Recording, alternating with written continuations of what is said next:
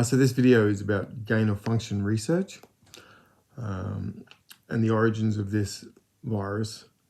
What gain-of-function research is when scientists take a disease that is naturally found in nature and they genetically modify it or they engineer it to be more potent, to be more powerful, and to be more dangerous to humans, to make it more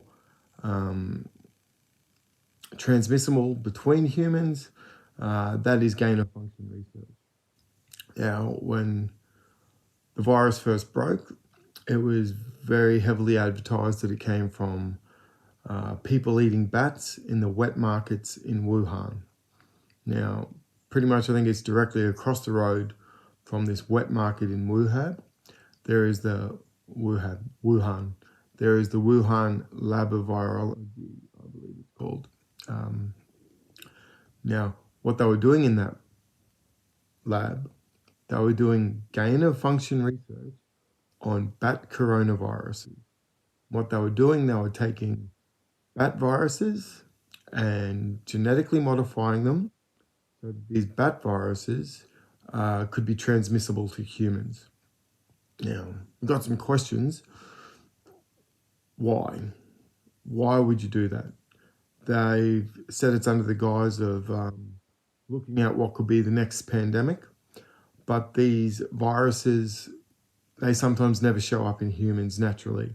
And if they do, it takes generations, centuries, even millennia to mutate and transform from where it can adhere to a bat protein to adhere to a human protein. So I'm sure there was some good intention behind it, maybe. But the other obvious possibility that they would do this is to create a biological weapon. Now, gain-of-function research was outlawed in the US, and that's where the story gets interesting. Anthony Fauci, through his company NIH, I believe it is, and a few backdoor companies, it is pretty much well known now that Anthony Fauci, through NIH, financed gain-of-function research in China. Now, that doesn't make sense to me. I thought China and America were enemies, at two biggest superpowers on earth, throw in Russia maybe. But because gain-of-function research is outlawed in America, they took it to China. Now, what's very interesting about this is that anyone that mentioned this lab leak theory was censored. It was very heavily debunked with disinformation, and a lot of virologists, scientists, Brett Weinstein, who is a evolutionary biologist, they all saw where this came from. Now, I'm not a scientist, but when I listen to Brett Weinstein talk about the genome in this virus, heavily suggesting that it was modified or genetically modified or engineered, that doesn't sound great. Now, pretty much the only one who is denying this now is Anthony Fauci, even though there are emails linking him to his knowledge of this gain-of-function research and of the genome in this virus that heavily suggested it was engineered. We made this. We made this through gain-of-function research. We were playing God, playing around with viruses, and it leaked.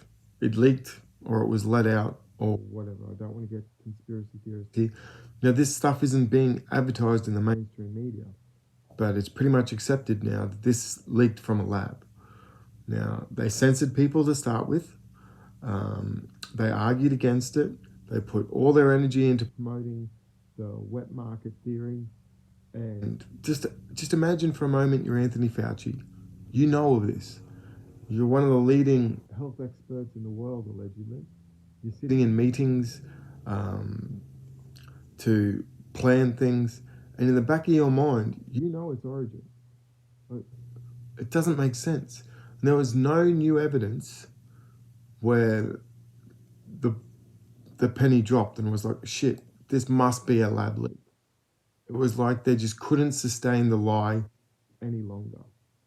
There's emails between Anthony Fauci and a guy by the name of Christian Anderson where they discussed the genome. And as soon as these emails were released, Christian Anderson disappeared from Twitter. He didn't want to defend himself because he couldn't. Now, Brett Weinstein talks about applying the lesson and moving on. He doesn't understand why we are still listening to the same people who got this wrong. Or they didn't get it wrong, they tried to hide it. So this is where YouTube and Facebook censored people. They demonetized people's YouTube channels for even mentioning the lab leak theory. And now the lab leak theory is pretty much proven. Well, it's not proven, it is highly regarded amongst a lot of people who don't support the mainstream narrative. And they do that with science. These are the type. Anthony Fauci was hailed as a hero in this pandemic. Yet him funding gain of function research in China could very well be the cause of this pandemic. There is even a quote, I've struggled to find it, where Anthony Fauci says gain of function research is worth the risk of a pandemic. I don't understand that at all. Now, also very interesting, the same day these emails were released, the definition of gain of function was whimmed away. The same day these emails were released, the NIH on their website changed the definition of gain of function research. So they could say, no, it's not gain of function research. There are some very technical terms used, but basically gain of function. If you take a virus and you make it more dangerous to humans, it is gaining in function. That is gain of function research. There are some wonderful videos of Senator Paul Rand calling out Fauci in Congress or whatever it is over there, where he calls him out on this, and Fauci just does a hissy fit, calls him a liar, denies all accusations.